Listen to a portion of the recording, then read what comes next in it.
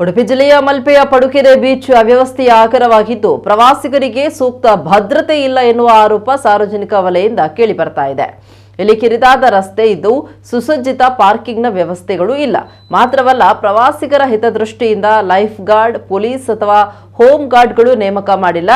ಜೊತೆಗೆ ಪ್ರವಾಸಿಗರು ಇಲ್ಲಿನ ಸಮುದ್ರ ತೀರ ಬಂಡೆಕಲ್ಲಿನ ಮೇಲೆ ಕುಳಿತುಕೊಳ್ಳೋದು, ಸೆಲ್ಫಿ ವಿಡಿಯೋ ತೆಗಿತಾ ಇರುವುದು ಕಂಡು ಬರ್ತಾ ಇದೆ. ಇವುಗಳನ್ನ ಸಂಬಂಧಪಟ್ಟ ಅಧಿಕಾರಿಗಳು ನಿಷೇಧಿಸಿ ಪ್ರವಾಸಿಗರ ಪ್ರಾಣ ರಕ್ಷಣೆಯನ್ನ ಮಾಡಬೇಕಾಗಿದೆ ಅಂತ ಸ್ಥಳೀಯರು ಆಗ್ರಹಿಸಿದ್ದಾರೆ.